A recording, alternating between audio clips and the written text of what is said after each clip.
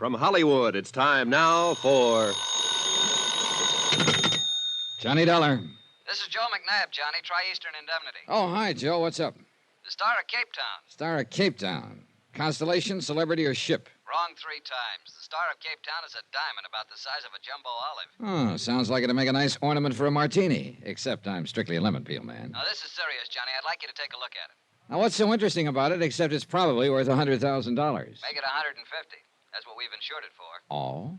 Got quite a history to it. 3 men we know of have been killed over it in the last 50 years. This stone I'd like to see. Where is it? Name of the stone, Johnny. Star of Cape... Hey, wait a minute. In Cape Town, South Africa? That's right. Interested? I'll be right over.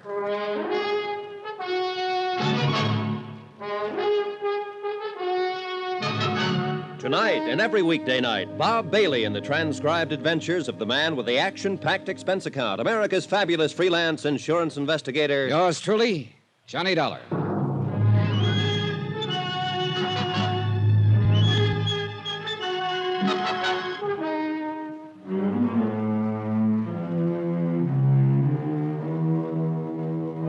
Expense account submitted by Special Investigator Johnny Dollar to Tri-Eastern Indemnity Associates, Home Office. Following is an accounting of expenses incurred during my investigation of the Star of Capetown matter.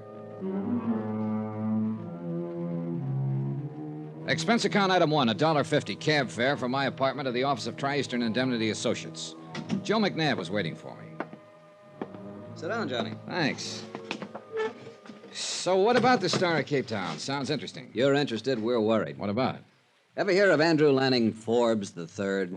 Forbes. Seems to me I've seen his picture in the papers a couple of times. International playboy type, isn't he? That's the one. He owns the Star of Cape Town now, inherited the stone after the recent death of his aunt. So?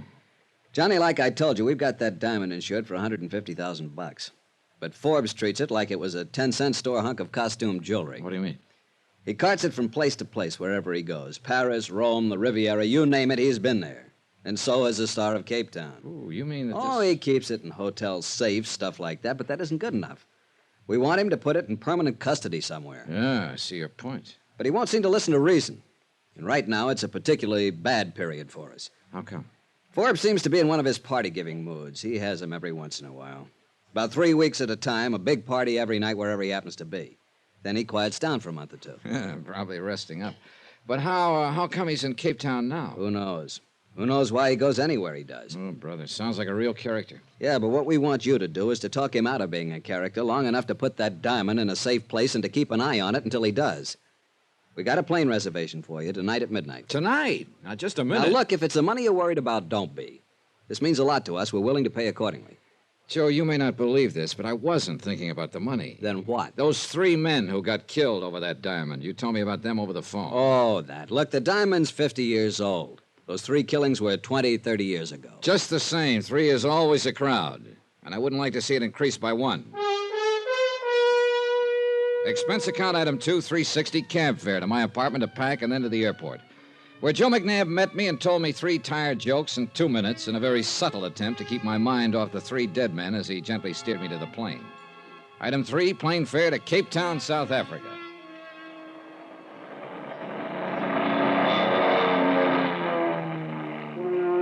The plane came in over Cape Town in the early afternoon. Off to one side toward the famous Devil's Peak, and down below, the bay glittered like... Yeah, it looked like everything was trying to remind me of that diamond. As if I could forget a stone worthy of $150,000 in the lives of 3 people. Item 5, cab fare to the residence of Andrew Lanning Forbes III. He'd rented a mansion on the side of a hill. I was ushered onto a terrace overlooking the city and the bay. Forbes was waiting for me with a drink in his hand. He was a thin-faced, elegant, tired-looking character whose deep tan didn't hide the lines on his face. He could have been anywhere from 35 to 50. May I have you a drink, Dollar? Well, a little early in the afternoon, isn't it? Oh, is it? It might cool you off. Okay, thanks. Say, it's quite a place you have up here. It's adequate. You seem amused. Well, there must be 15, 16 rooms at least. Roughly. Adequate seems kind of like an understatement. Quite possibly. Here you are. Ah, thanks. Look, Dollar, it was very thoughtful of the insurance company to send you all the way down here, but also it was, wouldn't unnecessary be the word? Well, that depends, Mr. Forbes. What do you mean? The company I represent is pretty jittery over that diamond of yours, the Star of Capetown. Mm-hmm. Would you like to see it? Well, yes, but I think we ought to... Yeah, here it is. You carry it around in your pocket? Why not? I have no holes in my pockets. Oh, now look, Forbes. But no. I'm really not as bad as that, Dollar. I was expecting you, so I thought I'd play a little joke on you. Hey, Mr. Forbes, that kind of humor shortens my life. Yeah, well, I suppose it was a bit cruel. Well, there it is. What do you think of it? McNabb said it was the size of a jumbo olive.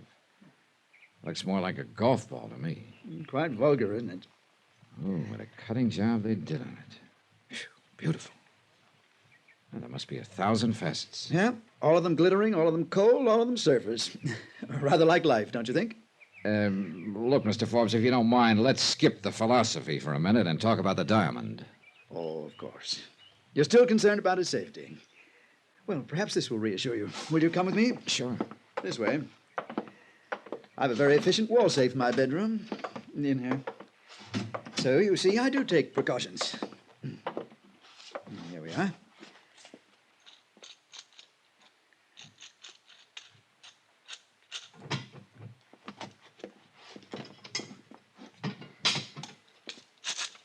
There.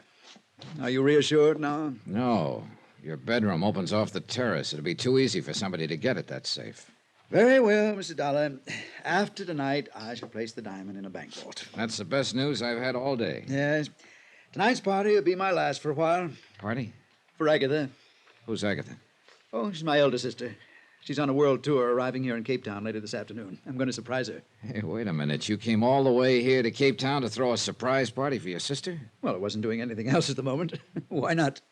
Well, I could think of a couple of reasons, but they probably wouldn't sound convincing to you. Probably not. Although they probably would sound convincing to Agatha. Oh? Yeah, she and I are quite different. Half the time she worries about me, and the other half the time she disapproves of me. She considers it quite beneath the dignity of the Forbes name for me to go popping around from place to place like this. I see. She's quite devoted to the cause of the Forbes name. To make sure it keeps standing for, well, whatever it's supposed to stand for. I was never quite sure myself. So you're giving her a surprise party tonight. Will she like the idea? Probably not. That's what makes it fun. Oh, by the way, would you like to come? Well, under the circumstances, I think I'd better. I wonder if I could have a guest list. A guest list? Oh, good heavens. You mean you don't have one? Well, of course not. I just invite people here and there and wait to see who turns up. Then you don't have any idea who all's coming? Absolutely not. Donna, that's the only thing that makes these parties worthwhile. Oh, great. A character with a quaint habit of carrying his diamond in his pocket, throwing a party where he didn't know who was coming. This was a situation not calculated to help my peace of mind, believe me. Forbes had his driver take me back to town. I stopped along the way at police headquarters and talked to Lieutenant Van Tile, who agreed to furnish a man to help me keep an eye on the party. Expense account item 6, cab fare back out to Forbes' house that evening for the party. I thought I was getting there early, but there were already quite a few people about. A stocky bartender shoved a drink in my hand as I walked in, and I took a look around. Quite a brawl. Then I spotted a girl with honey-colored hair and a green dress that matched her eyes. Well, it was as good a place to start as any. Hi. Hi. My name's Johnny. I know. Oh? I'm Sheila. You a friend of Forbes?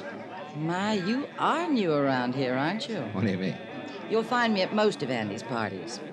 He arranges my transportation. Let's see. Do you?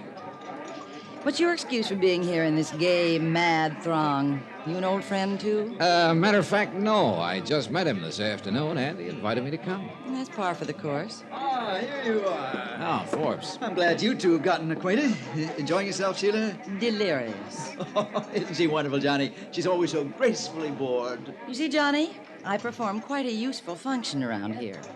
I'm always good for laughs. Yeah. Well, is your sister enjoying the party, Forbes? Agatha? Why, of course not. Haven't you met her yet, John? No, I haven't. Oh, she's over by the window. The thin, aristocratic, tired-looking lady. Oh, yeah. Yeah, I see what you mean. Well, that's her look of disdain. She thoroughly disapproves of this whole party and of me, of course. And of me. Come along, Johnny. I'd like you to meet Agatha. Oh, you're taking a chance. She'd probably disapprove of me, too. Oh, no. You look like the respectable type. Thanks, I guess. She'd thoroughly approve. I seem to have another guest arriving. Would you two excuse me? I'll introduce you to Agatha later, Johnny. Yeah, sure. The perfect host. When he wants to be. Oh. Who's the new arrival? Her name is Helen. Andy met her a day or two ago. Well, I'll say this for her. Yes. Isn't she? Sorry. Don't be. I'm used to it. You know something, Sheila? I don't get you. Oh, I'm not so hard to figure out, Johnny. I think you are. You don't like these parties any more than Agatha. Oh, now watch it, Johnny. You start comparing me to her, and she's going to disapprove of you. Okay, but I still don't get it. You don't like the parties or Forbes' other friends, yet you keep... Tagging along. Yeah, I've got a perfect attendance record. Why? Well, I guess there's one obvious reason, but that would sound real corny. Maybe not. So let's just say that after you've been riding the merry-go-round long enough, standing on solid ground doesn't seem normal. Oh? Well, maybe if you keep riding that merry-go-round, you'll grab the brass ring someday. Don't bet on it. Sheila drifted over to the bar, where she sat quietly drinking the rest of the evening. I somehow felt sorry for her, but I knew she'd bought her own ticket to the merry-go-round, at least for the first ride. I looked over at Forbes and started sweating. He was showing the diamond off to the party. But before I could get to him, Agatha did. She must have told him in dignified but firm tones to put the ice on ice. He laughed and took it back to his room, so I relaxed. The party dragged on.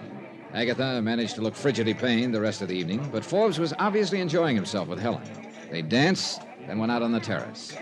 Sheila turned her back and concentrated on her drink. Finally, I went over to the bar. Sorry, Johnny. Looks like the bartender's gone home. That's probably a good idea. Good night. She headed carefully for the door and went out. Then I realized I hadn't seen Forbes for 10 or 15 minutes. I went out on the terrace. Nobody in sight. I walked to Forbes' bedroom door. Mr. Forbes?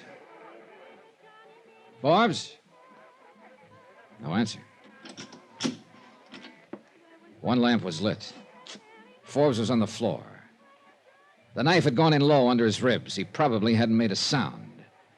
Nearby was the case in which he kept the Star of Capetown. It was open and empty.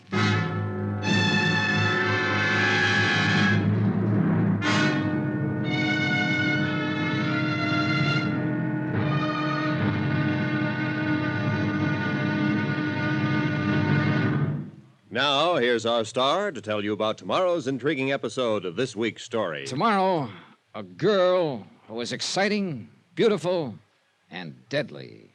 Join us, won't you? Yours truly, Johnny Dollar.